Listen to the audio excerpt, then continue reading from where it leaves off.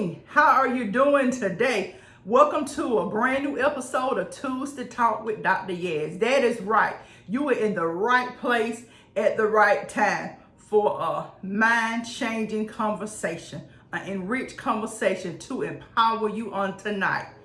Come on in, come on in, come on in. We're coming live on Facebook, YouTube, and Instagram. Be sure to share the video, like the video. Be sure to comment and let us know where you are watching from. We're recorded live from the Macon, Georgia area. I'm so delighted to be able to sit here in the comfort of the home of Brandon and Kathy Carswell of Macon, Georgia. How you doing tonight? I'm doing phenomenal. How about you? I am doing well. So glad to have the opportunity to come and visit with you all, to sit with you all, to record this Tuesday Talk show on today. We're going to dive right in because he definitely has a story to tell. Our topic for tonight is simply mind empowerment. Mind empowerment. Empowering our mind. How to bounce back from tragedy and trauma. I'm going to introduce Mr. Brandon Carswell, and I'm going to turn it over to him. Brandon Carswell was born in Portsmouth, Virginia, July the 14th, 1982. After being diagnosed with leukemia as a child, he was called by God into the ministry. At the age of 13, he became a licensed minister. But he didn't stop there. He went on to join the Army National Guard and then active duty in the Army. Now, Brandon is married to Kathy Carswell of 19 years. They have one daughter. He is a certified transformational coach and licensed and owner of a financial service company, CFS Pro. He loves to read, help people, live a transformational life, and travel. And I also want to add to his bio that we are related. We are cousins. Our dads are brothers. So I had the opportunity to grow up with him and his sister. We grew up, attended the same church, and just did a lot of things together in our childhood until our adulthood. Again, welcome to the show. So glad to have you here on Tuesday Talk with Dr. Yaz. We are getting ready to talk about it. If you are tuning in with us now, again, our topic is mind empowerment. How to bounce back from tragedy and trauma. Be sure to share the video, like the video, and comment. And let us know where you are watching from. It's time to talk about it now. We're going to go back about 5-6 years to June the 4th, 2017, during the summertime. Brandon and his family were traveling to Virginia Beach, Virginia. And something very tragic happened to the entire family while traveling to Virginia Beach, Virginia on the interstate. Tell us your story, Mr. Carswell. Ooh. Yeah, that was a day I would never forget. You know, my life literally changed within minutes. Wow. You know, we often hear of life-altering situations, and we read about these in stories of, you know, and we can never imagine our life other than we know it now.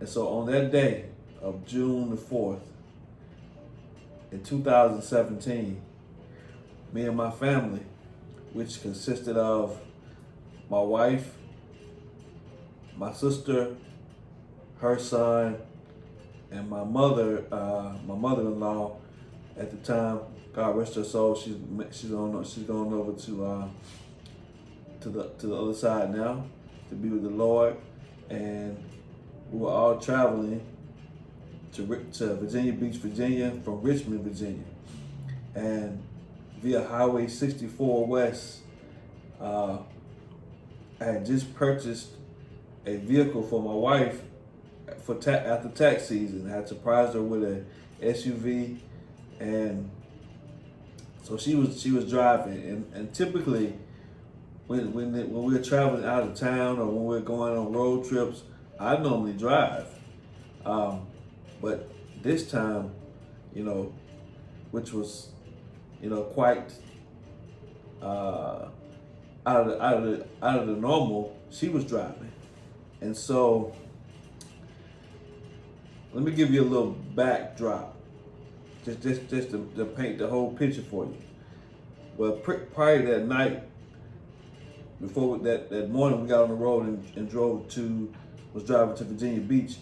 We listened to the story of Job like 5 times, and 5 different versions of hearing it in different ways, taught by different ministers and preached in different ways. And so we was consuming that. We love just to sit back. That's something that me and my wife love to do, is study, learn, get inspired, get motivated, and hear different things presented in different ways.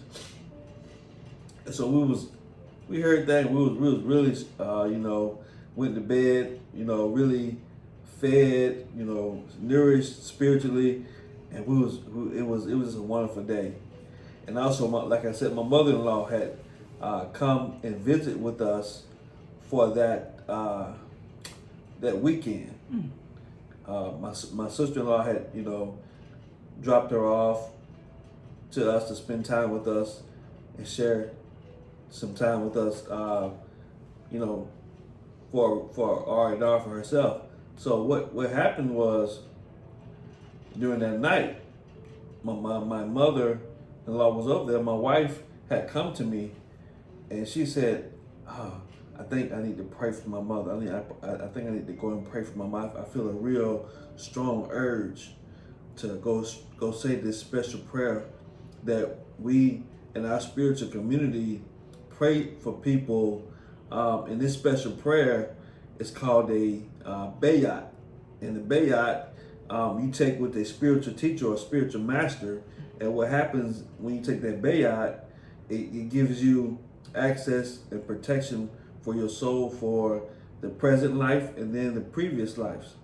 So this special prayer, my wife I think I need to go pray for my mother and get in and say this special prayer. I feel a tugging on my heart to do this special prayer. And so she came in and we did the prayer for our mother. And now to fast forward back on that road, on our way to Virginia Beach, we were driving and we were playing initially classical music, and then I fell asleep. I didn't have my seatbelt on because I normally don't like to travel with my seatbelt. I like to get comfortable and I like to, so I didn't have my seatbelt on. So I just went to sleep. I guess just enjoying the ride and enjoying, being on the highway. I fell asleep. And my wife, like I say, was listening to the classical music and jazz, and I think she was even on a conference call with some members of our spiritual community at the time. And when I woke up, I woke up in the hospital. Wow. When I woke up, I woke up in the hospital. But in between time, what I was told when I came back to consciousness, your life has totally changed. I looked up, I woke up, and the first thing I noticed when I woke up, I was without half of a right leg. I woke up without my full right leg. My leg is cut short, almost towards my upper knee. If you can imagine your leg being sliced and not in half, but even more than half. I woke up and I looked down and I felt in my heart, I felt my heart drop to my drop below my stomach. I'm like, what in the world has happened? Where am I at? What's going on? And where is my leg? I thought I was dreaming. I thought I was in a nightmare. You hear me? I thought I was in a nightmare. And I looked over to my wife, and she was still in a, coming from an accident. She had vertigo issues. So during the accident, my mother-in-law passed away. My sister was hurt, and she had scratches and bruises and different injuries herself. My nephew flew through the air out of his car seat, and he flew up in the air, almost like about to hurt himself. And my sister was able to grab him and hold him. My daughter, that's now 21 years old, 22 years old, she flew out. She came out and she was ejected out of the window, and her whole lip was cut in half, split in half, and she was able to make it out of the car, of the SUV, run on the highway, wave a car down, and get them to come to the rescue or come to the SUV that had been damaged or almost wrecked and that had flipped over like 4 or 5 times. Wow. When they came, see, God works. They said God works in mysterious ways, but I don't think God works in mysterious ways. Everything is divine design. Everything is by divine design. So God, in His knowingness and His divine design, set it up so that the person, my daughter waved that car down, she was going off straight spiritual energy. That was her spiritual, because imagine being just ejected out of a car. You got glass all on you, your lip is split, literally. And she made it, she was able to make it out of the car, of the window, of the windshield. She was ejected out the window. She made it out the vehicle, out the window, through the glass, waved the car down. The car that she waved down, the man that so happened to be, quote unquote, a Navy military personnel. And he knew how to tie tourniquets, to do the tourniquet. And it was that tourniquet that he did that when he tied it up, they said if he hadn't came and tied it up when he did, I would have died on the spot instantly. Because how much blood I was losing, that much blood. I was losing so much blood that it was unreal. But before he came, when I was ejected out of the SUV on the road, and my wife had looked and observed everybody laid out. She saw her mother laid out. She saw me ejected out of the car. She saw my daughter. She saw the whole scene. And what she was doing was sitting there reciting a prayer all the whole time. But she said at first she was looking at me. She saw me going in and out of consciousness. She saw me. She said she first saw me. My eyes were open. She would look back at me. And then now I wasn't breathing. Blood was coming out of my mouth. And so I had lost consciousness. And she said, you passed away on me several times. And then when the people came and they flew in with the helicopter, and they came in to get me, and they transported me to the Navicent Hospital in Norfolk.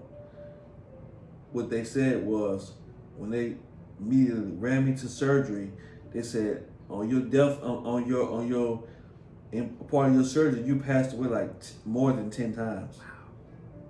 Wow. My Lord. And the way that the accident occurred, and the way I flew, I came out of the vehicle when I was ejected out. My spine kind of broke. Man, the way my spine broke and my neck was disconnected from my spine, so they had to fuse my spine and my neck back together. So I have screws in my neck that they fused that everything back together. So what they consider that my level of injury is C7, T1, T2, and that means that Um, my vertebrae on my spine, I have feeling up to that level, to that point. So with my fingers, I can only bend them so far, and I only have my feeling stops or cuts off at my under my lower breast. So I have no feeling other than that. But I do have some sensations and certain other things that I'm thankful for. But that situation or that scenario has really showed me what life is about. You know, what life truly is about. This has been an extreme wake up call and a very humbling experience. You know, we think that life is about seeking to get things, seeking to acquire, and how people perceive us. We put so much emphasis on a lot of the mundane things. But when you have gone through a life or death experience, it really teaches you how to appreciate those things that you may consider small, like time with your family, taking care of your health, just being thankful for having life, having strength, being able to breathe fresh air, being able to move your hands. As you see my hands moving, being able to move your hands, being able to have a smile on your face. People that go through a stroke, sometimes people have a facial disfigurement once they go through a stroke. So that smile is never the same no more. But even my mouth, I had screws. My mouth was screwed together for 3 months. My teeth, I couldn't even talk. So like Kanye West, I had my mouth was screwed together. I couldn't even talk. I couldn't even eat. So I was drinking through a straw and getting fed through a tube.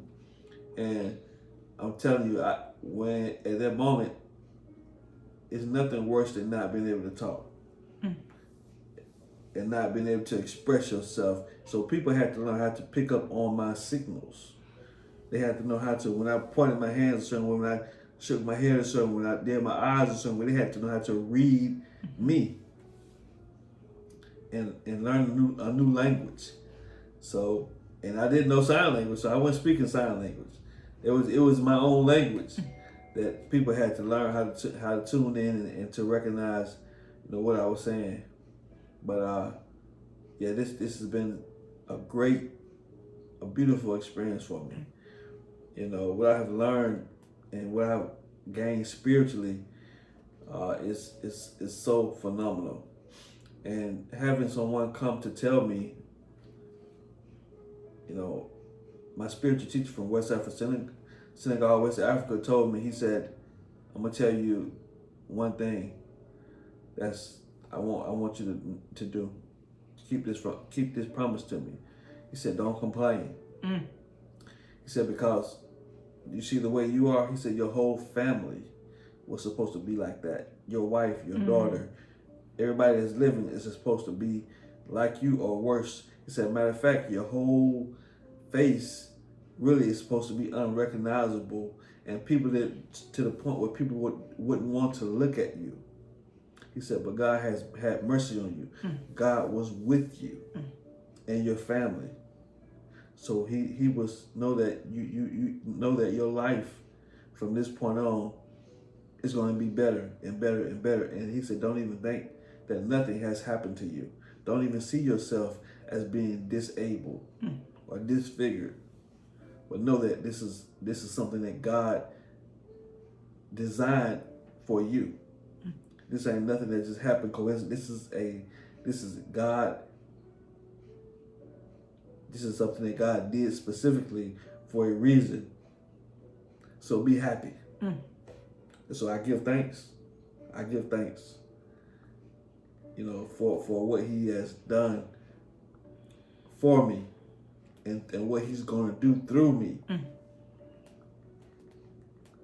So you got questions. I know I've been a little tangent there, but No, you were fine. That's what I wanted. I wanted you to just flow and tell your story about what happened. I was over here taking notes. I do have some questions.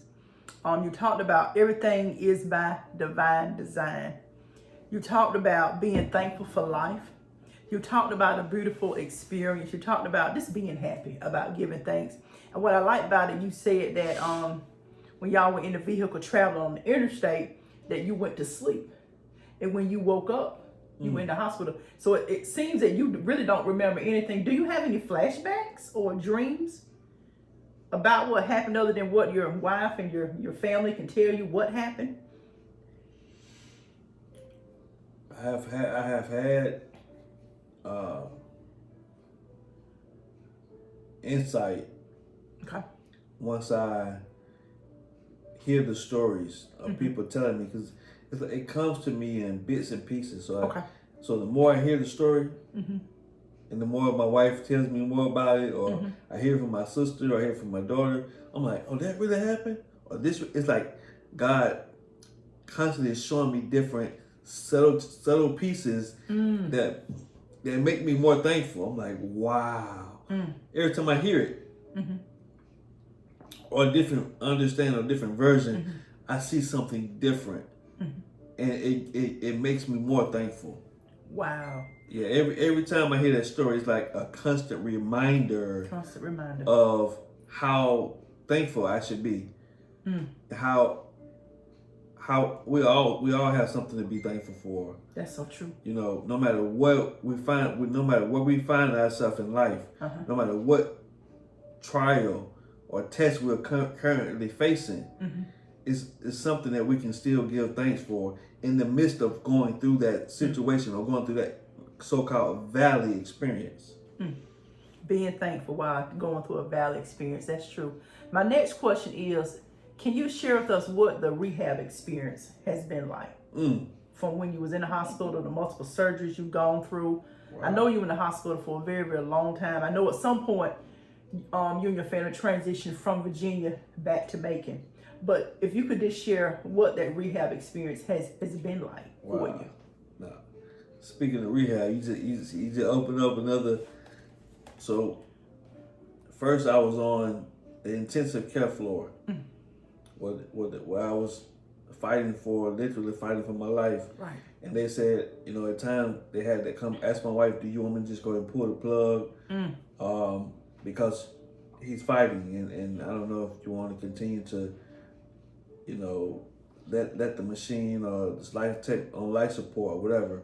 And she's like, no, let it run. I want to try every single thing to every extent to fight for his life. As long as he's fighting, we're gonna fight. Right. And so going from there, where I had tubes in my nose, because at certain points they said I was taking out the tubes. They had to tie my hands down. Oh, wow. And because they said I was fighting, because why was I fighting? Because I didn't want to live no more. That's how I was fighting, because I was like, I didn't want to live like that, or I didn't want to be in no constrictions. I didn't want to be in the hospital.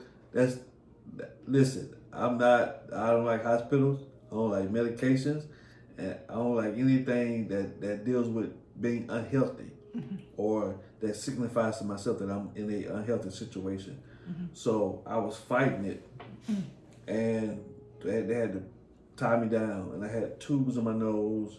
I had a breathing machine. Because I couldn't breathe on my own.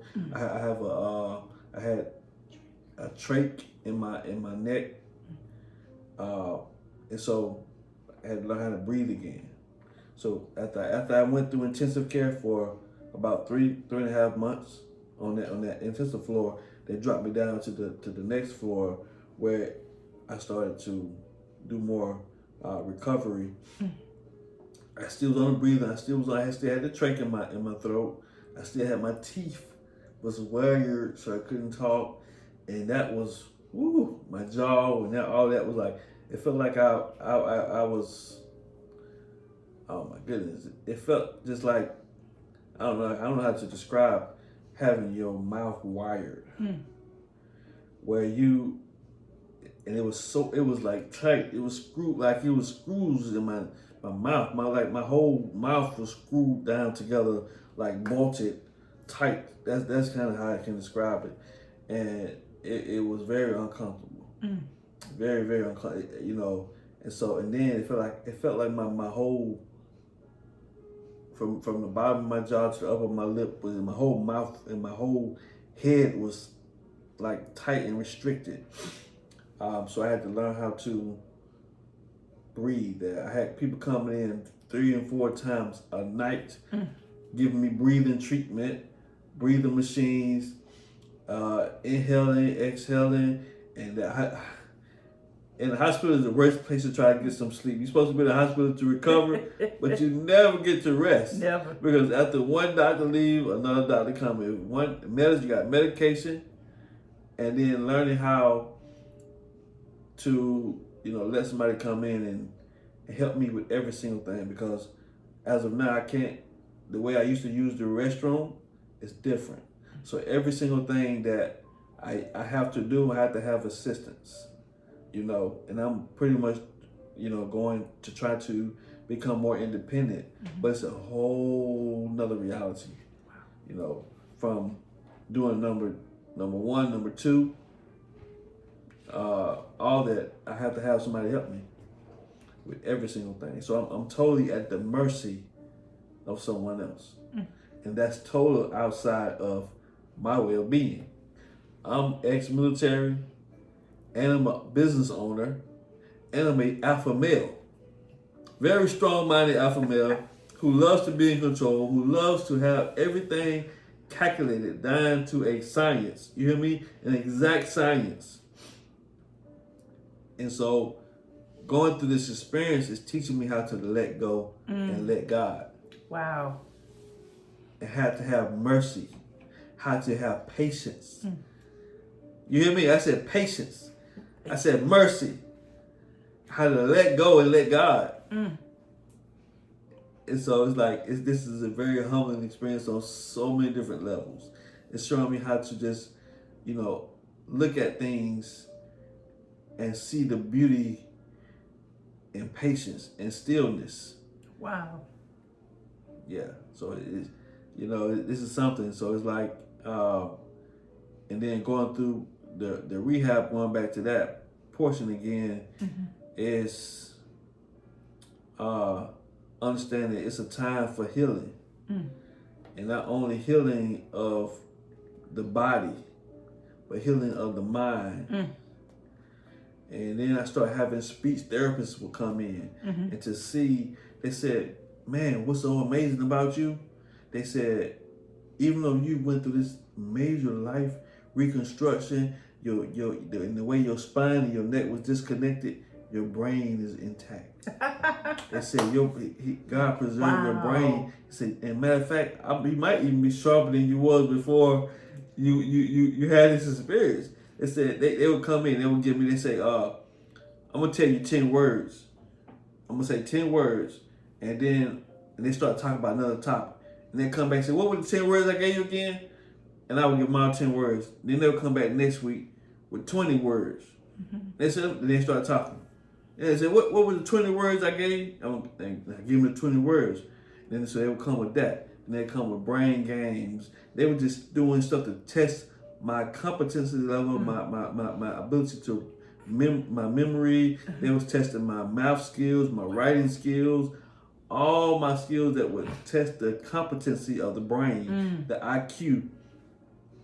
They said, "Oh man, you sharp, brother." They said, and they test me. They said, "Right, on the writing, my writing skills, and on every they said you check all the boxes." They say, matter of fact, we had a line that we measure people on, and this line, you say you not only are you on the line, but you exceed the line. You surpass that line, and we don't even need to come back to see you no more, because we're supposed to see a person with these type of ailments or to test them for a year or so. They said, but we at I think after the 3 months time frame, they felt they felt good to release me. They checked my boxes and they said, "You good to go." Good to go. Yeah, and so it's been just a wonderful thing to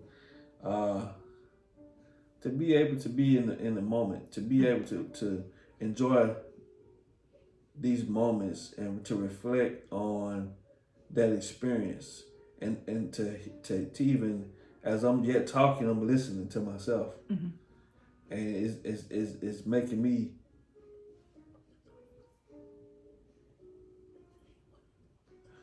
My wife is on the sideline, y'all. She helped me put some of the pieces together. She said, they said I wasn't even supposed to be able to talk. My voice and the clarity that you're hearing me speak at, this you don't supposed to be hearing my voice like this, or hearing me talk. Period.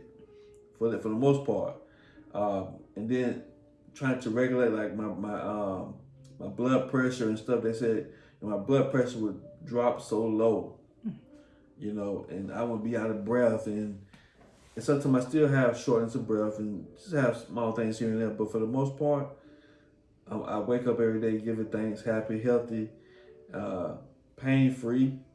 Pain-free. And whenever I have me a sip of coffee, go in my office and, do my coaching and help my clients with their insurance policies, help my clients with their taxes.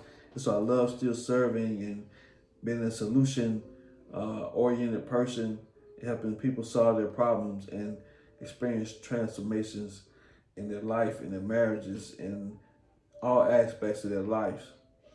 And my greatest pleasure comes from being spiritually nourished, and happening and being in tune with my spiritual man, because we're multi-dimensional beings.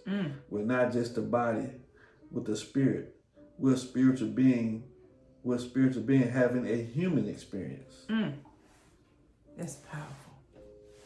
Yes, ma'am. Drops of wisdom, definitely. I love it. That's why I wanted to chat with you. Thank you so much for allowing me to come into the home of you and your wife. I have definitely enjoyed talking with you on tonight. Mind empowerment, how to bounce back from tragedy and trauma from June the 4th, 2017 until today in March. March is my birthday month, so I have enjoyed this month. And I want to end with, I lost my train of thought. What was I about to say? We were coming to a close. Oh, Christmas Day. I want to say, Christmas Day, we gathered at our uncle's house. Uncle Blander and his wife, Marcia. We gathered at it. Wasn't that Christmas? Yep. Christmas Day of 2022. And he told me something that encouraged me. He told me that he was no longer on any medication. No longer on any medication. Mind empowerment. You talked about a time for healing of the body and a time for healing of the mind. Powerful. And what was that you said? We're multi-dimensional beings. Multi-dimensional beings. I like that. Yeah, we're mind, we're body, and we're spirit. And so when we learn how to tune in and tap into our spirit, then we can transcend the things of the world and be at a state of peace, because everything we need, God already gave it to us when we were created, when we were born. A baby comes full and without without any lack. That's true. So when we think we're having children, don't think, I don't know how I'm gonna make it. I don't know how we're gonna make ends meet. I may already have 2 or 3 children. God said I provided the child with the substance. Wow. So when you get an increase, it's because you have a child. The child already come fully equipped. Fully equipped. And so the key in life is understand that we're trying to journey back to God. We're here on the earth, and we're trying to journey back to God. That's the key. And to know God is to know yourself, and to know yourself is to know God. So the more you know yourself, the more you know God. The more you know God, the more you start to understand yourself, and they're all one and the same. Yeah. And the Bible says, "Ye are God's sons and daughters of the Most High God." So the key is to God has to put us through whatever we need to go through to understand who he is and to know him. So whatever situation you're going through, he can use whatever situation that he has to use to give you a wake-up call, to let you know you're not just a personality. You're not just a body. You're not just here to go to work, go to school, get a good job, make money, do all these things. Those are just byproducts. But you're here to go through this human experience to understand your spiritual experience. Powerful. Or to know your divine nature. Yeah. Well, it was good chatting with you. And you know, you were truly a champion. You have bounced back. Your wife is definitely a hero. You talked about when we began this conversation, you talked about the weekend that your mother-in-law came down to spend with you off for some rest and relaxation. You said that night before, your wife was led to cover her in prayer. And I felt like that was the Lord waking your wife up to say, let's cover the mom. And while she was praying, she was covering everybody. You know, she was sensitive to the spirit, and God was with you all that day when you, because you know, we as family, we knew what happened, but you gave a lot of detail tonight that I just did not know. And I had forgotten that the family had said that the gentleman that your daughter flagged down had been in the military. Yes. God had him on that highway. And when she was flagging him down, he was a set one to stop. Come on. To help. And look where you're at today. Yep. So just be encouraged, mind empowerment. We can bounce back from anything. Anything. And he is such at peace with life in himself. Like I said, we grew up together. I've known Brandon for a long time. When he talked about being an alpha male, he is definitely an alpha male. I remember him growing up. I remember when he went into the military. I remember when he met Kathy, brought her home. They got married. They have a daughter. So thank you again for letting me come in to your home. And thank you, Kathy. Kudos to you, girl. Stand by your man. And that's what you have done, girl. She's a phenomenal woman. Phenomenal woman. You talk about, I'm going to end on that note. End on it. Uplifting and being a protector of our women. We have to, as men, support our women because we don't understand how that second self of God, which is the woman, the woman is the second self of God, which shows you that feminine aspect of him. But that feminine aspect is that nurturing, that motherly aspect that what I'm witnessing now, what I'm having to receive now is that she's nourishing me back to life. She has nourished me back to life. When I had wounds in the back of my head because I fell out the vehicle, I was ejected out and I landed on the back of my head. So I had a big wound almost where you could see my skull. And my wife was the person that when they let me release me out of the hospital, she had to care for my wounds. She had to come in and my leg, which was cut off, was cut off to save my life in the hospital. My wife was the one who was making sure my leg was healing, and it was ugly, but she would come in and take care of me. She's the one who has to take care of my bowel care. She's the one who has to take care of me, making sure I urinate. She's the one who's having to help me, making sure that my blood pressure is not dropping. She is the one who has to come and bring me coffee in the morning, has to bring me my food in the night, and she's the one who's doing all this maintenance. She's the one who's my barber now. She's multi-talented, you guys. Come on now. She's a barber. She's a chef. And she's a nurse. So she got multiple dimensional degrees. And she's the main driver now. And she's a business owner. So she's wearing all these different hats. And that's a blessing. That shows you the power that's in us. But we won't be able to understand a lot of these things. It says struggles and hard situations build character. So don't be afraid to go beyond your preconceived limitations. Because that's all they are. They're preconceived. But there's nothing too hard for God. And know that you are a child of the Most High God. And that ain't nothing impossible It's nothing impossible. So let's take that word out of your vocabulary and know that you can do all things through God who strengthens you. And on that note, peace and blessings, everybody. Peace and blessings. Thank you for tuning in on this evening. Take care.